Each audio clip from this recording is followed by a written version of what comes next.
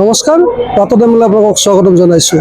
বৰ্তমান আমি উপস্থিত আছোঁ দক্ষিণ কামৰূপৰ ৰামপুৰত এখন ব্যক্তিগত খণ্ডৰ স্কুলত। আৰু এই স্কুলখনৰ এইবেলি যি সেবাৰ যি পৰীক্ষা হৈছিলে, যি মেট্ৰিকৰ পৰীক্ষা হৈছিলে, এই পৰীক্ষাত এই স্কুলখনৰ 100% তেওঁলোকে উত্তীৰ্ণ হ'বলৈ সক্ষম হৈছে। মই পোনে পোনে এই স্কুলখনৰ যিগৰাকী অধ্যক্ষ আছে, মই তেখেতৰ ওচৰলৈ আহিছোঁ আৰু তেখেতৰ মুখেৰে মই জানিবলৈ চেষ্টা কৰিছোঁ। বাইদেউ, আপোনাক প্ৰথমে স্বাগতম জনাইছোঁ।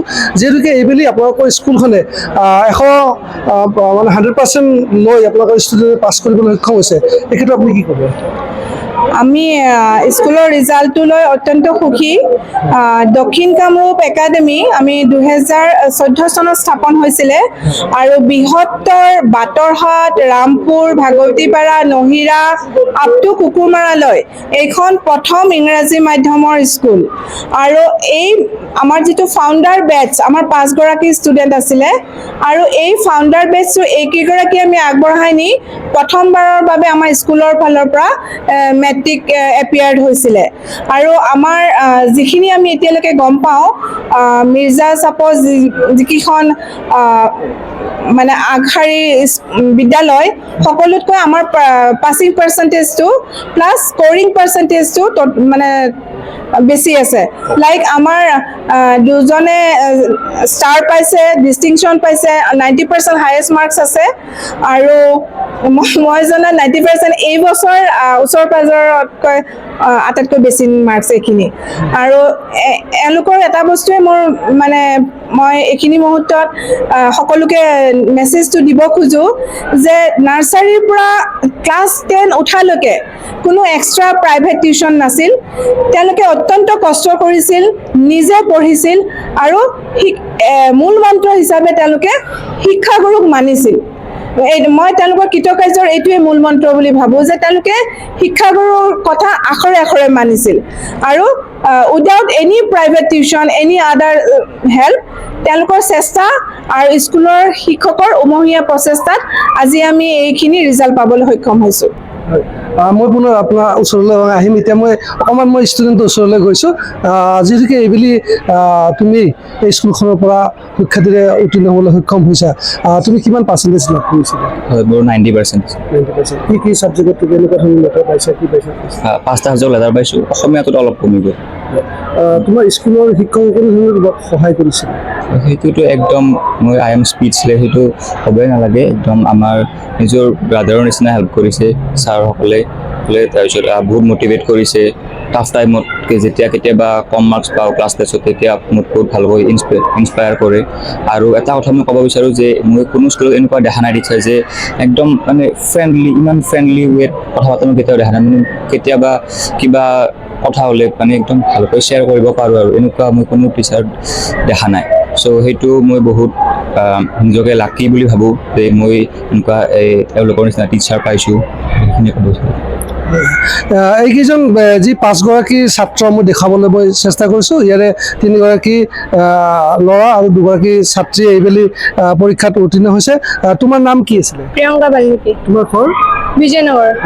তোমাৰ নাম? ধৃতিমণি চৌধুৰী। তোমাৰ ঘৰ? ৰামপুৰ।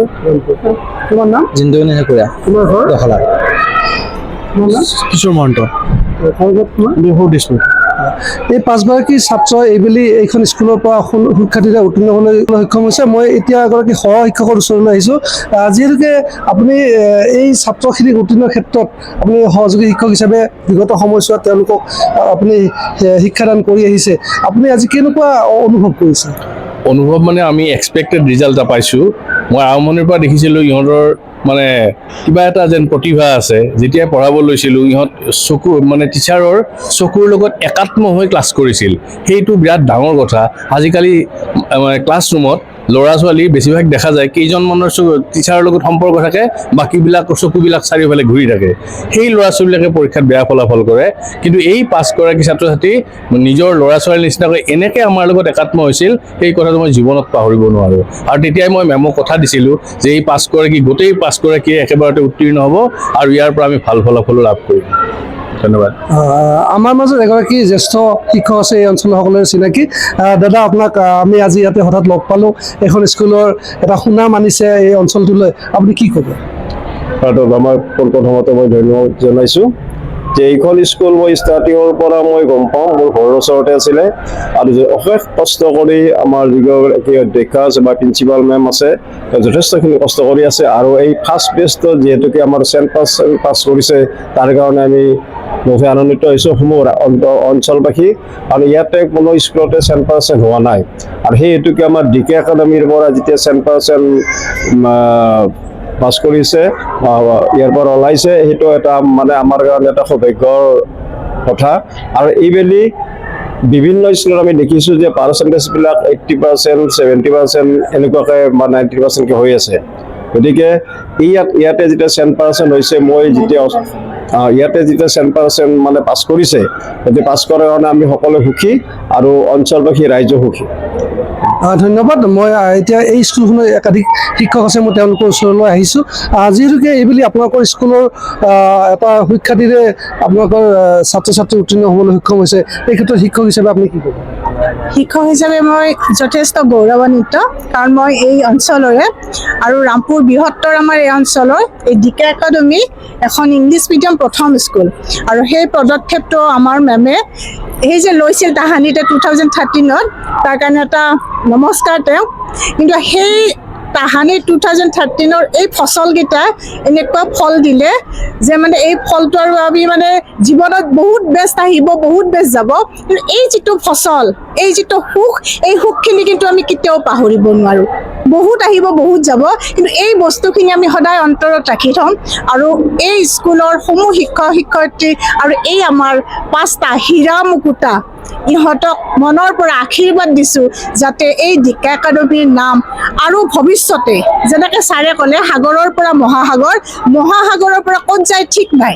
কোন দিশে কাৰ গতি কৰে কেতিয়াও গম নাপায় গতিকে জীৱনৰ এনেকুৱা এটা উচ্চতাত যাওক যাৰ উচ্চতাই যাতে আমি আৰু গৌৰৱ কৰিব পাৰোঁ যে ইহঁত আমাৰ এই ফচল আছিলে সময়ত এইখিনিয়ে ক'ব লগা ধন্যবাদ শিক্ষক হিচাপে আপুনি কি ক'ব মই আকৌ ইয়াতে এনেকৈ ক'ব লগা নাই কাৰণ মই অলপ দেৰিকৈ আহিছিলোঁ ক্লাছ 7ৰ পৰা পাইছোঁ ইহঁতক তো যিমান পাৰোঁ মই সহায় কৰিছোঁ আৰু সিহঁত বহুত কোঅপাৰেটিভ হয় তো কষ্ট কৰিছে আৰু চবে আৰু কোৱা কথাবিলাক শুনে আৰু ঠিকে আছে আপুনি কি ক'ব আৰু মই লাষ্ট ইয়াৰ জইন আছিলোঁ আৰু মই যিমান পাৰোঁ মই কৰিছিলোঁ সিহঁতে বহুত আগৰ পৰা ইণ্টেলিজেণ্ট আছিলে আৰু বহুত সোনকালে কেচ আপ কৰিব পাৰে চব বস্তু আৰু ষ্টুডেণ্টৰ টিচাৰৰ কাৰণে যিমান ৰেচপেক্ট আছিলে সিহঁতে বহুত আছিলে সিহঁতে বহুত হাৰ্ড ৱৰ্কিং কৰিছিলে নিজৰ লাইফত আৰু হোপ কৰোঁ যে সিহঁতে বহুত ছাকচেছফুল হয় in terms of human beings এগৰাকী শিক্ষক হিচাপে তেওঁলোকক ভৱিষ্যতে আপুনি কি কৰিব পাৰিব সিহঁতে আগুৱাই যাওক এইখিনি মোৰ ইহঁতৰ ওপৰত আশীৰ্বাদ থাকিল আৰু ইহঁত 5জন সঁচাকৈ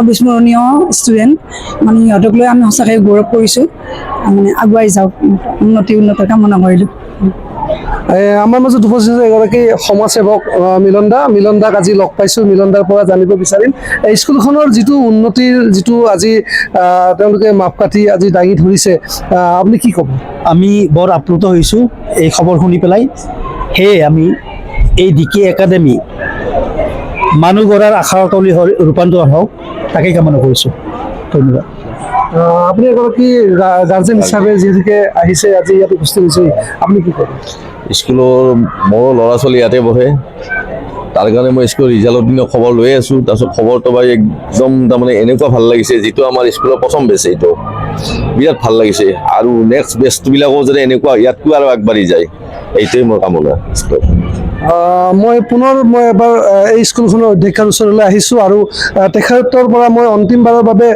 কিছু কথা জানিবলৈ চেষ্টা কৰিম যিহেতুকে এইটো আপোনালোকৰ প্ৰথম বেটছ আছিলে ইয়াৰ পিছত আপোনালোকৰ বেটছবিলাক কেনেকুৱা বা আপুনি কেনেকুৱা ধৰণৰ এই বেটছসমূহ আগুৱাই নিয়াৰ ক্ষেত্ৰত স্কুলসমূহ আগুৱাই নিয়াৰ ক্ষেত্ৰত আপুনি পদক্ষেপ ল'ম বুলি ভাবিছে আমাৰ নেক্সট বেটছটোত 14 ষ্টুডেণ্ট আছে আৰু তেওঁলোকে সমানেই তেওঁলোকৰ যিটো পঢ়া শুনা সমানেই ভালদৰে আগবঢ়াই নিছোঁ আমাৰ এটাই আমাৰ মানে ৱেপন হয় যে আমি পাৰ্চনেল কেয়াৰ লওঁ আমি আটাইতকৈ ধৰি লওক কম বুদ্ধিমত্তাৰ ল'ৰা ছোৱালীখিনিকো আমি সমানে আগুৱাই নিয়াত গুৰুত্ব আৰোপ কৰোঁ এনেকুৱা নহয় যে আমি অকল টপাৰখিনিক লৈয়ে ব্যস্ত থাকোঁ তেনেকুৱা কথা নহয় আমাৰ গোটেইখিনিক একেলগে যেন ভাল ৰিজাল্ট এটা কৰি অকল ৰিজাল্ট বুলিয়ে নহয় মই এইখিনি সময়ত ক'ব খোজোঁ যে আমি 5গৰাকী ডিকে একাডেমীৰ পৰা মানৱ সম্পদ দিলোঁ ৰাইজলৈ, কাৰণ তেওঁলোকৰ স্বভাৱ চৰিত্ৰ ব্যৱহাৰ পাতি গোটেইখিনি তেওঁলোকে আজিৰ তাৰিখত মানে উল্লেখনীয়, যিখিনি আমাৰ সমাজত আজিকালি সেইটো অকণমান লেকিং থাকে। তেওঁলোকে এজন খুব ভাল এজন মানে গুড হিউমেন বিং, এটা মানৱ সম্পদ হ'ব পাৰিব তেওঁলোকে সমাজত। আৰু আমাৰ ধৰি লওক এজনে 90% পাইছে, তাৰপিছত 76 পাইছে, ষ্টাৰ মাৰ্কছ পাইছে, 77 পাইছে, ফাৰ্ষ্ট ডিপ পাইছে, এগৰাকী ছেকেণ্ড ডিপ পাইছে। গতিকে আমি গোটেইকেইগৰাকী সমানে আগবঢ়াই নিছোঁ। গতিকে আমি সকলোকে এইটোৱে আহ্বান কৰোঁ, অভিভাৱকো এইটোৱে কওঁ যে আমাক বিশ্বাস ৰাখক, অকল একাডেমিক্স নহয়, অকল নম্বৰ নহয়, ডিকে একাডেমীয়ে সদায় মানৱ সম্পদ গঢ়াতহে গুৰুত্ব দিয়ে। এইখিনিকে কৈ মই ধন্যবাদ। যিহেতুকে বৰ্তমান সেৱাৰ লগত CBSE এটা কম্পিটিশ্যন চলিছে, আমি প্ৰায় দেখিছোঁ CBSE বহুত ক্ষেত্ৰত বহুতবিলাক স্কুলে CBSE আগস্থান দি আহিছে, কিন্তু আপুনি সেৱাক আগস্থান দিলে। যিহেতুকে আপুনি স্কুলৰ অধ্যক্ষ নহয়, আপুনি অনাৰো হয়, আমি গম পোৱা প্ৰতিষ্ঠাপক অনাৰ হয়, আপুনি কি ক'ব? সেৱা CBSE বুলি তেনেকুৱা ধৰণৰ কথা নহয়। CBSEত অলপ মাৰ্ক স্কৰিং হয়, কিন্তু তুলনামূলকভাৱে আমাৰ এই গোটেই অঞ্চলটোত CBSE স্কুলো কভাৰ কৰি আমাৰ সেৱা হিচাপে আমাৰ হাই স্কৰিং হৈছে। আৰু এইটো অভিভাৱকৰ নিজৰ ইচ্ছা, কোনোবাই সেৱাত পঢ়াব খোজে, কোনোবাই CBSEত পঢ়াব খোজে। আচল কথা হ'ল যিকোনো বিষয়বস্তু খৰচি মাৰি পঢ়িব লাগে, শিক্ষকক মানিব লাগে, ডাঙৰক সন্মান দিব লাগে, সৰুক মৰম কৰিব লাগে, ডিচিপ্লিনত থাকিব লাগে। সেনেকুৱা এটা ষ্টুডেণ্টক কৃতকাৰ্য হোৱাৰ পৰা কোনো বাধা দিব নোৱাৰে। Thank you. ধন্যবাদ। এয়া আছিল ডিকে একাডেমীৰ ছাত্ৰ ছাত্ৰীৰ লগতে শিক্ষক তথা এই অঞ্চলৰ একাংশ শুভাকাংক্ষী।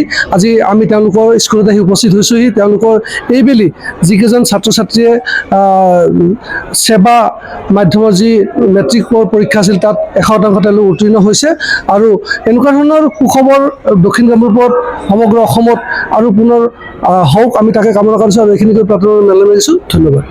শদিয়াৰ পৰা ধুবুৰীলৈ, বৰাকৰ পৰা ব্ৰহ্মপুত্ৰলৈ সকলোৰে মাজত চিনাকি এটা নাম প্ৰাতঃ টাইম।